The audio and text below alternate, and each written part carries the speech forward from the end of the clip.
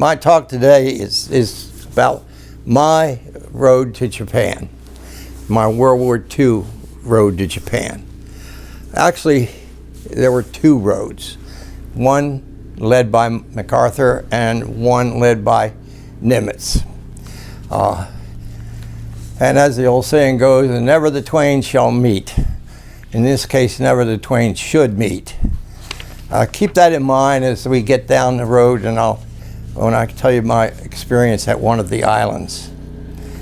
When I say road, I'm actually talking about ocean. I think about it as if we were on a road and had rest stops.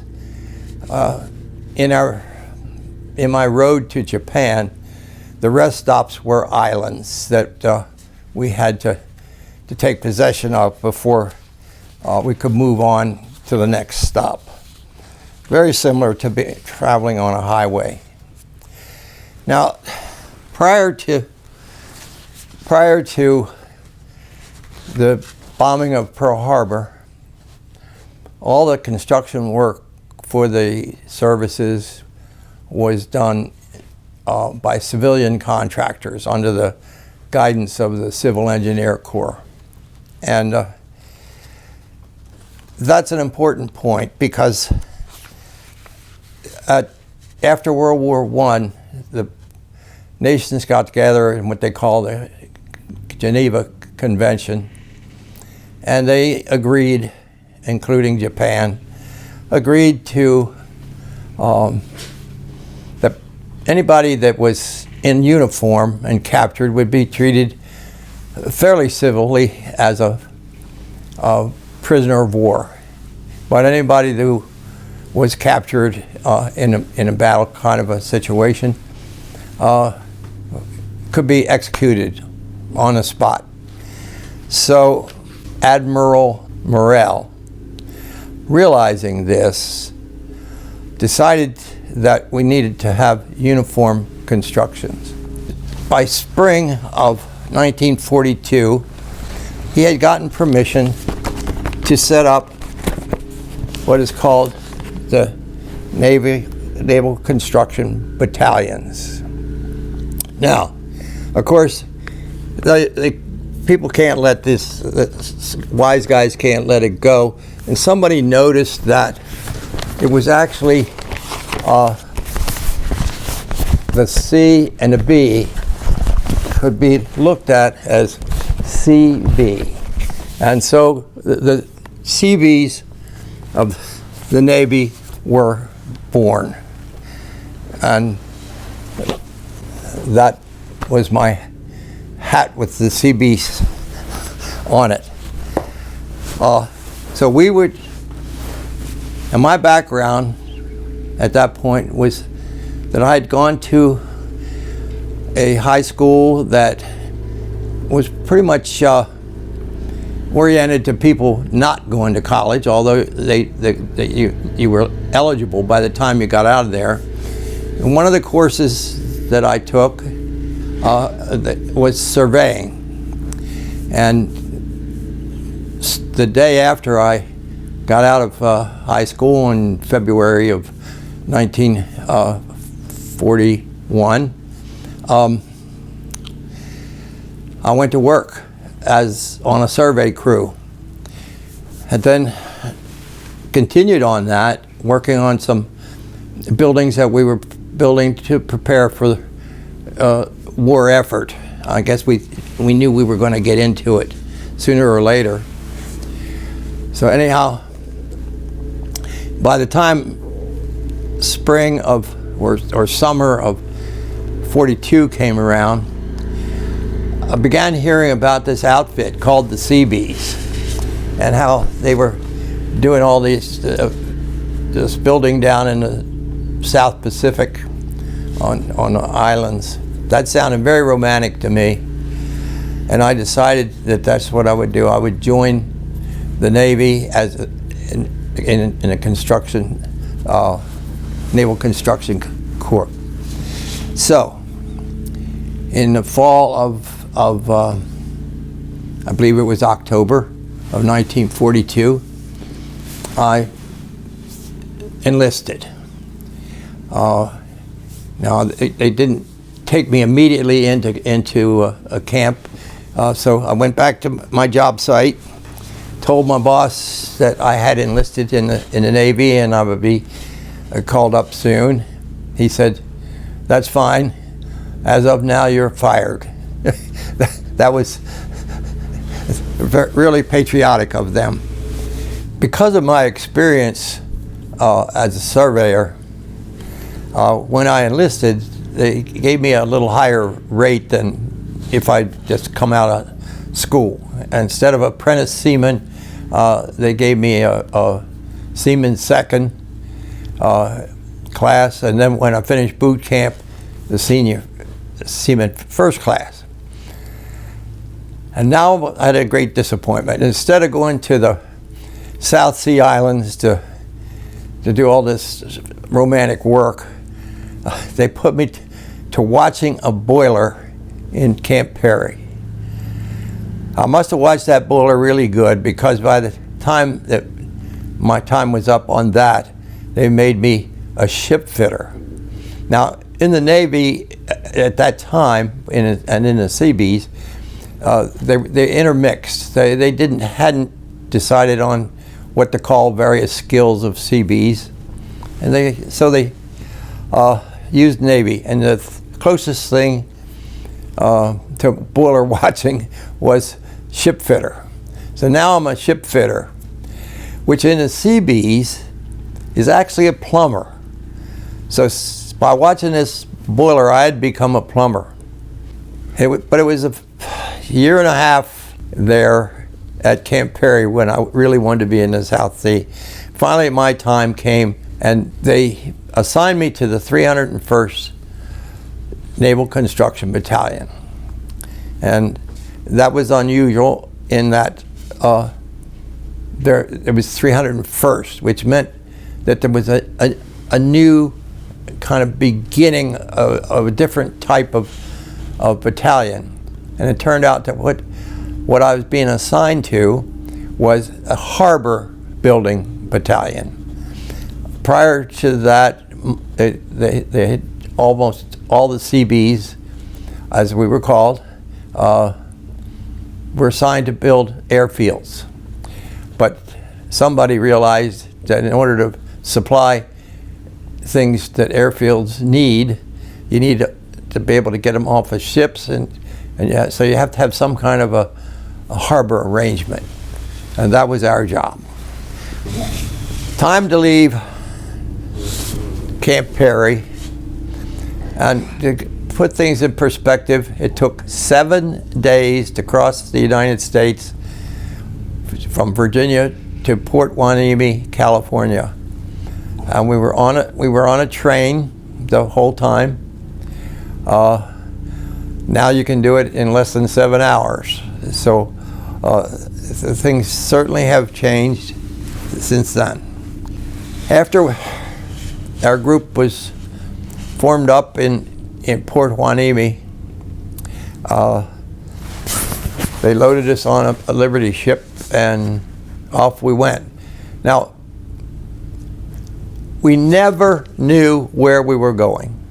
Enlisted men in, I guess, any of the services were never told where they were going. If one of them thought they knew, overheard something or something, it was considered to be scuttlebutt. That's kind of like a service word for rumor. It took us 7 days to get to Port Hueneme, and then it took 11 days to get to Hawaii. We didn't know we were going to get to Hawaii, but that's where we landed, on the island of Oahu. I guess Hawaii was where I began to formalize my idea, the thoughts that things didn't always go the way you thought they would in the service. For instance, I didn't expect to spend a year and a half in Camp Perry, and then when we got to the harbor at Pearl Harbor, and we were assigned to, this 301st Battalion was assigned to a ship called the Dalhart. And when the ship is getting ready to go somewhere, you have to have people do some rigging work. I was assigned to the rigging crew, and you can understand why. My name is Rigger. So here I am now, the second job, doing a second job that I haven't been trained for, and as a surveyor. But it was a little fortunate in that I was in the passageway one day of this ship, and there was an open door near where I happened to be standing, and I can't remember why I was standing there. But I heard two officers say, "We need people on a survey crew, but we don't have any surveyors." So I immediately went in that door and I said, "I am a surveyor." And that was the change period, so that when we arrived at our real first job site, I got to do what I had been trained to do. Once again, when we left Hawaii, we didn't know where we were going, but we stopped at an island I think was Kwajalein, and we stayed there for a few days. And now I realized that the reason we were there was to give the Marines on Guam a chance to get off the beach. And of course we didn't know there was a battle going on at Guam, but we later learned it because that's where the ship went once it was left Kwajalein. Arrival at Guam, we went to Apra Bay, which is now Apra Harbor. At the beach end was a lagoon that was about, maybe at high tide 18 inches and low tide a lot less than that. Little enough water that when I went in there with a rowboat and an outboard, that my propeller hit the bottom and broke the pin. That's how shallow it was then. When our job was finished, there was an aircraft carrier in there. So that gives you an idea of what our crew could do. We could turn that lagoon into a real harbor. We did this by laying dynamite in a grid shape on the bottom. The dynamite. Now most days I was as a surveyor, I was lining the boat up so that it would know where to put the dynamite. You set off one, then they all go off, and that threw a water spout way up in the air, maybe more than 100 feet. So when it came down, it was kind of interesting. When it came down, when it hit the earth, it had to spread out, and you didn't want to be facing it when all the little particles of coral came flying at you. Some days I was on the boat that did that blasting rather than surveying. And I remember that one day that I was glad that I wasn't on it, because they after they laid their grid, they backed the boat off as usual, not knowing that they had backed it off over a charge that didn't go off the day before. We never found anything of those men on the boat or the boat. It was just blown to smithereens. That was the first casualties that I knew of in the Seabees. About the time that they didn't need didn't need me anyhow to do any of this work there at the harbor, about 60 to 75 men, I never knew how many exactly, were told that get our gear together and which equipment to take, tools to take, and I should get on a different ship now than the Dalhart. And we weren't told where we were going, as usual, but we did just what we were told. We loaded up to do the job, which we didn't know what that was either, but we knew what equipment they told us to take. One of the things they told us not to bother with, two of the things: don't need shelter, and you don't need food. That'll be there for you when you get there. We left Apra Harbor and ran right into a typhoon. And the thing, it felt to be like it lasted the whole 7-day trip. The waves were so big they were coming up to the bridge of the ship, right over the bow. It kind of made me wonder if we were going to get to where we were supposed to go. But we survived that trip. On the morning that the storm was over, and I see that we're coming to what looked like a beautiful little island. Our ship went around the island off of Orange Beach. And I say off of because it looked like about a football field distance from the beach itself to where the water was deep enough that the ship could go. There was a coral reef that was only a foot or two deep. The poor Marines that had been assigned to go ashore there were just mowed down by machine guns and rifle fire, and the beach itself was littered with their dead bodies. Fortunately for us, they had K rations on them, the bodies did, and ponchos, which we were able to salvage, and we had to live on that because whoever was giving out instructions had failed to tell anybody that we were coming, and we were told we wouldn't need any food or shelter. We actually sent 8 of the group back to Hawaii or maybe the States with malnutrition before we were done with this all. Literally, I got down to 125 pounds. And we found out that our job was to cut a channel through the reef. We wound up digging this channel so barges could come in or small boats could come in to load and unload. And on one side of the channel, we put down sheet piling and filled it with the spoils that came out of the bottom, so that there was a roadway then. There's a roadway, and that roadway is still there.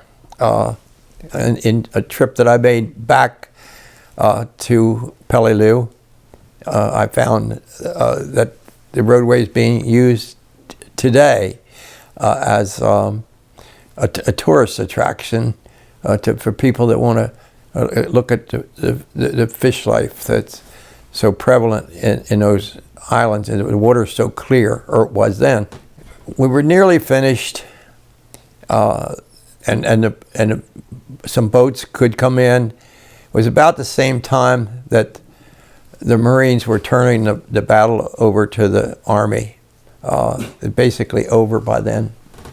Those poor Marines, they were dead tired. They looked like zombies as they came down from the hills on the causeway that we had built. They've had big heavy packs on their backs. 2 of them fell in they were probably pushed accidentally into the channel. They had seen so much death and distress that everybody just stood there and kind of looked at them as they floundered around, ready to drown. Fortunately, I was very familiar with that channel because I'd been there from when it wasn't there till the end. I knew where there was a rope nearby tied to a pole, and I was able to go in and to the water and save those 2 Marines. I'd sure like to know how they made out in life after that. Now we could still hear cannons going off, but it was dying down. The battle was about over because the Army had taken over the island, and the only Japanese there were hideouts. The chief came to me and he said, "Rigger," and this happened on January the 23rd, 1945. It's the only date that I know it's the only date I can remember. But that was my birthday. He said, "Get your stuff together and go up to the airstrip. There's a plane waiting for you." So I got my stuff together and went up to the airstrip, which was only about a mile away or less. And there's a DC, well, we call them now DC-3, but I think they just called them C-3s at the time, the 2-engine transport plane. And they were waiting for me, which I was the only passenger, the only one that was assigned to go. And my seat was a plow. And they didn't tell me where I was going. I just get on the plane. So it was the crew and myself on the plane, and it was a couple hours later they landed, and I found out I was back at Guam. That trip, that where I was the only one, may have made me be the only uniformed serviceman who land-based, who was involved in the Guam invasion, the Peleliu invasion, and the one I'm about to tell you about. So we landed back at Guam, and they gave me a heavier jacket than I'd had before.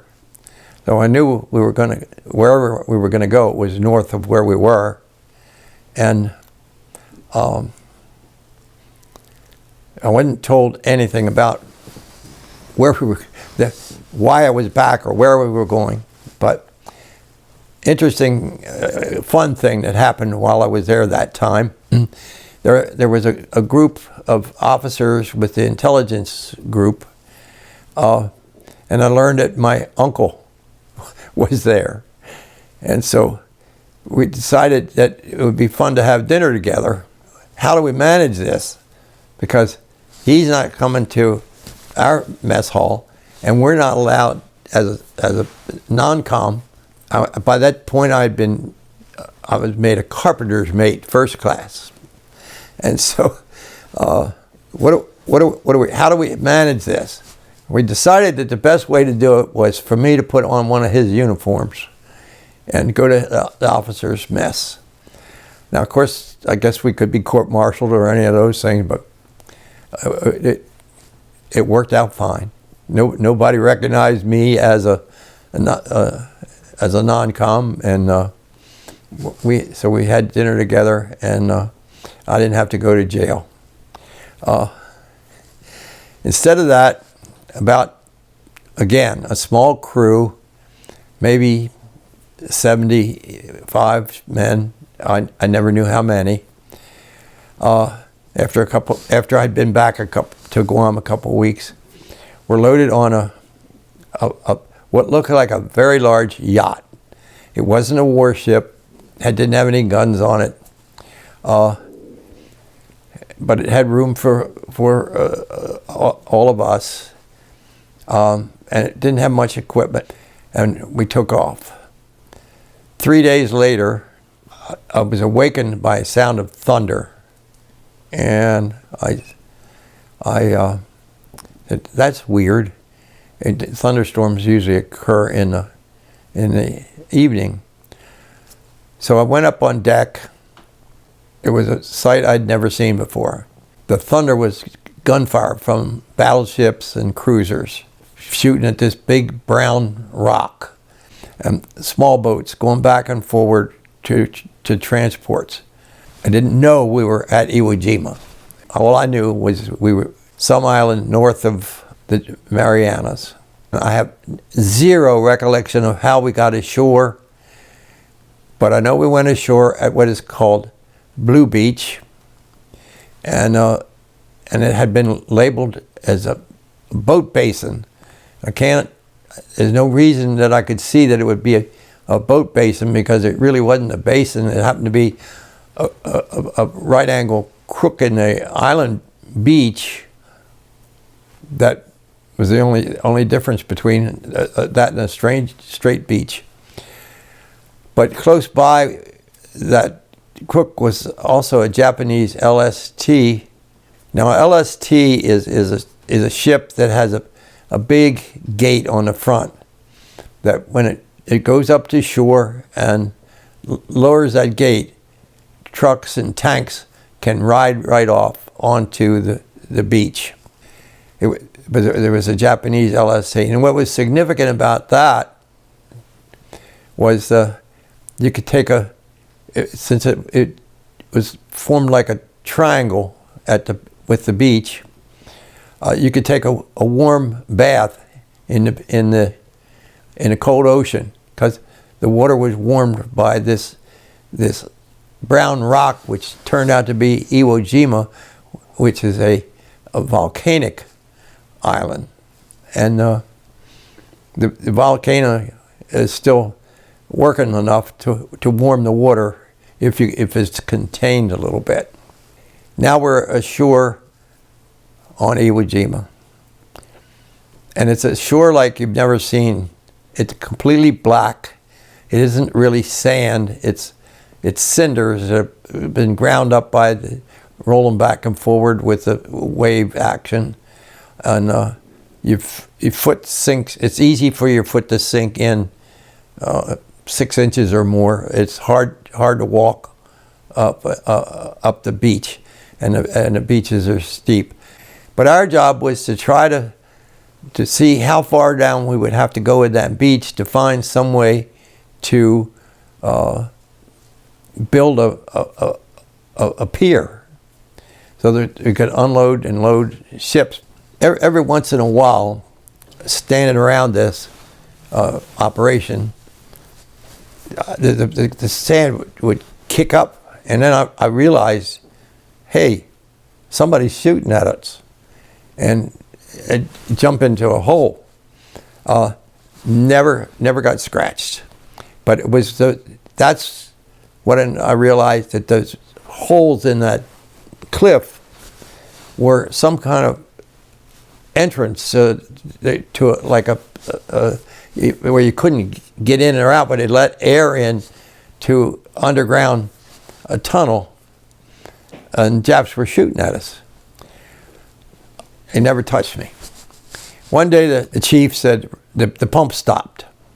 The chief said, "Rigger, go out there and get that pump started." Yeah, sure.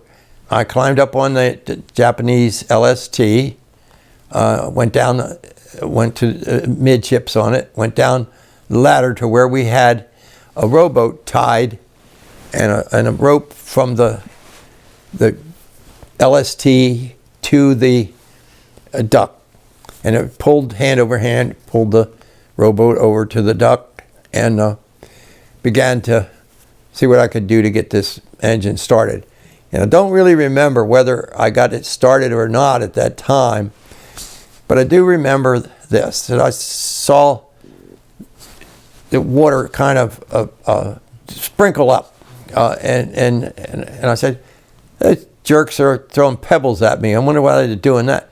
And then one of those pebbles came through the side of the duct, and I realized that wasn't them throwing pebbles. Somebody's shooting at me.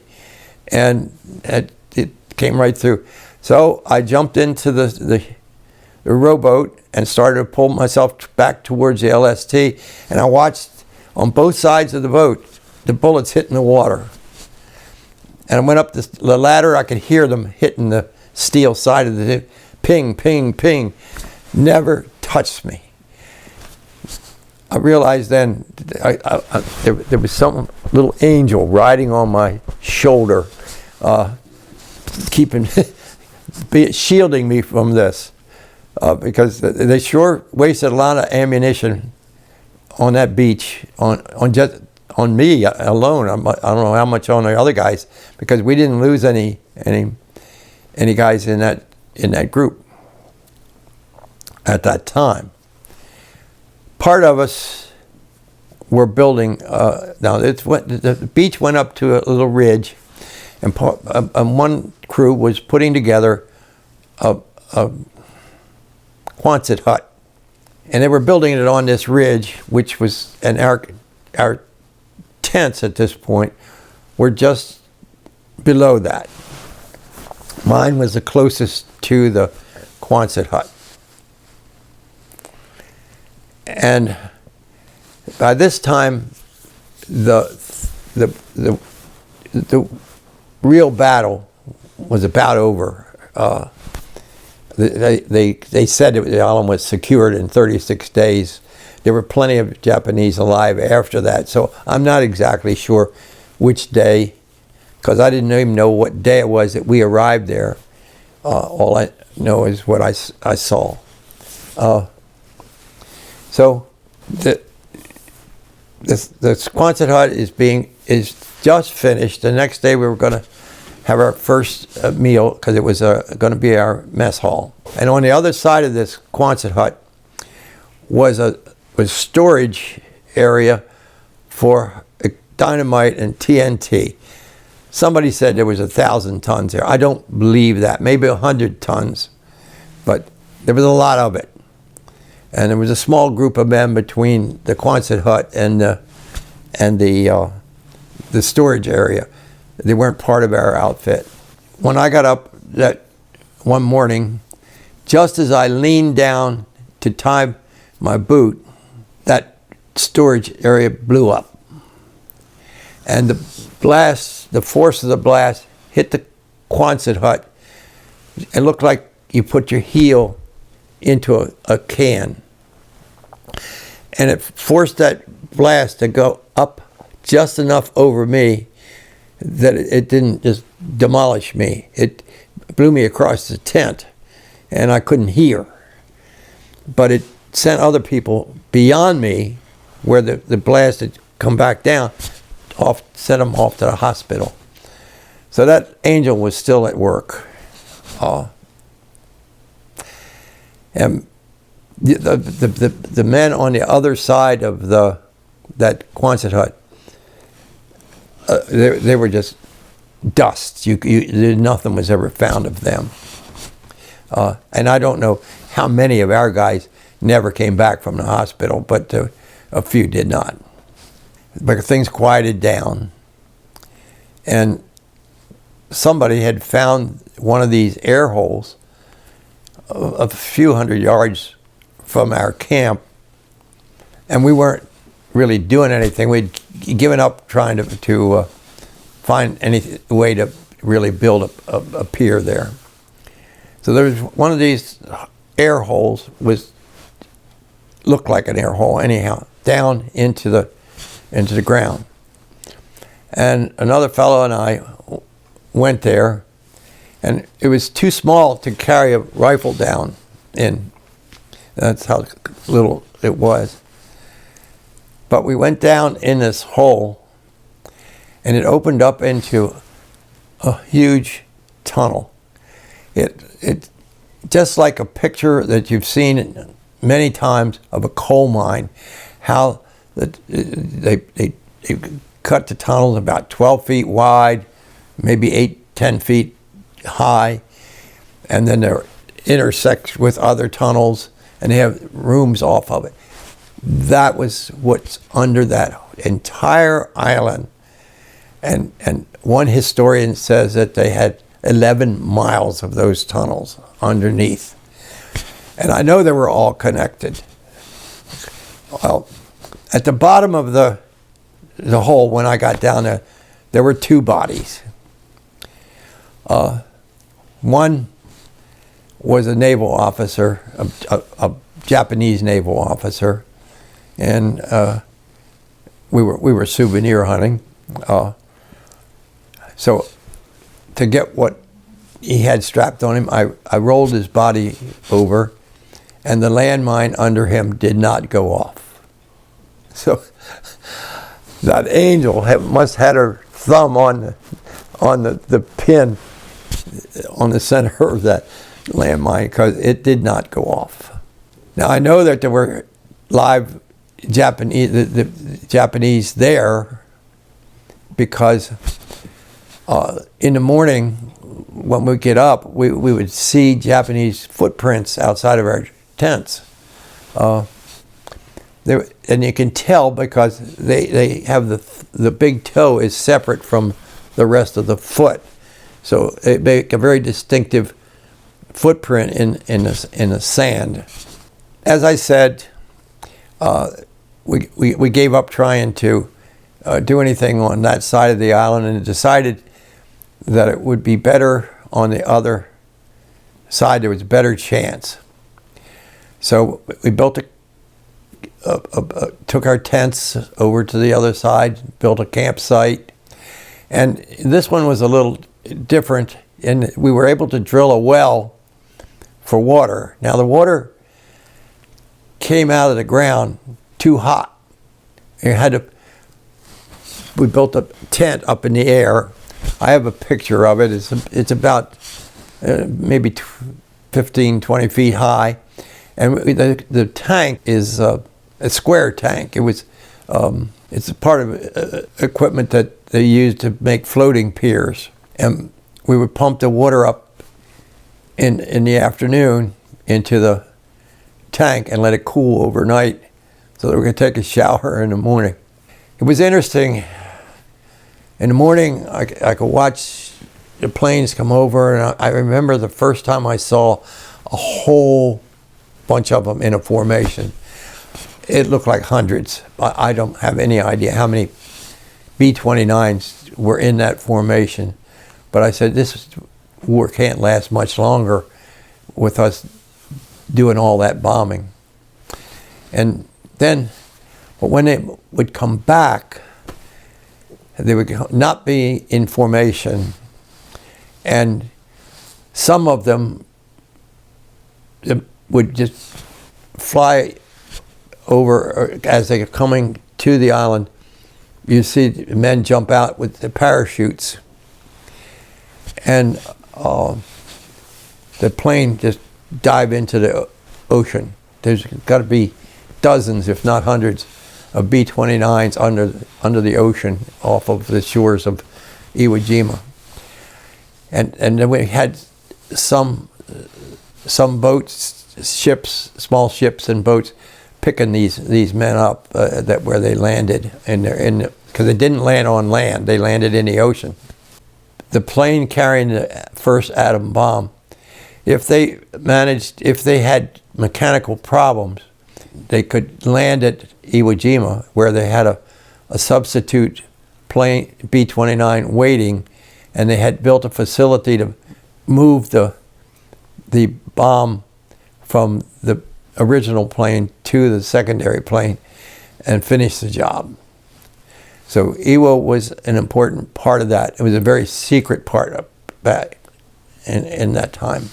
When the bomb was dropped, I don't know when we heard about it, but it wasn't long after that, and we knew that the war would be over. That's the second thing. First, it was when I saw the huge formation of planes go over, I thought it would be over soon, and then when that happened, I thought it would go over soon. Nevertheless, the B-29s were still flying over and dropping men off with their parachutes. And I'm up on top of I'm going to drop back now, on top of that tower that I'm telling you about, with my survey equipment. And I see this destroyer escort coming parallel to the beach. And I thought, oh, My brother's on one of those in the Atlantic somewhere. At the last I'd heard, anyhow.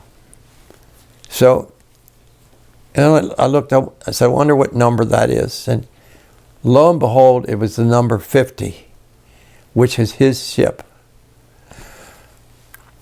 So I scrambled down the ladder off the tower and ran down to the beach and flagged a guy that was in a small boat. He came over and picked me up. He said, what do you need? I said, can you take me out to that destroyer escort? Sure. He went out, and they had the ladder down. I don't know why, but I went up the ladder, and permission to come aboard, sir. Why are you here? The officer of the deck said to me. I said, well, I think my brother Bob might be on this ship. He said, his name would be Bob Rigger. He said, yes, he's down in the engine room. And he sent down for him. My brother Bob came up on deck and said, how are you going to get ashore? And I said, you know what? I hadn't thought about that, but I guess I could swim if I had to. And we had a short visit, but the chances of meeting him on the other side of the world, on this huge planet called Earth, is just an amazing coincidence. I would like to mention that one of my jobs was to lay out the graves. At the time, we had a big cemetery. Just under 7,000 Marines died there and were buried there for a time. And it was up to me and probably other surveyors to lay out the crosses and the Stars of David. But that was a sobering sight. The cemetery, when it was finished, looked like a wheat field. And I saw it when it was finished because we were there till probably November, because I did get home in time for Christmas. So it was probably about November. So now I'm open to whatever questions anybody might have. Thank you for listening.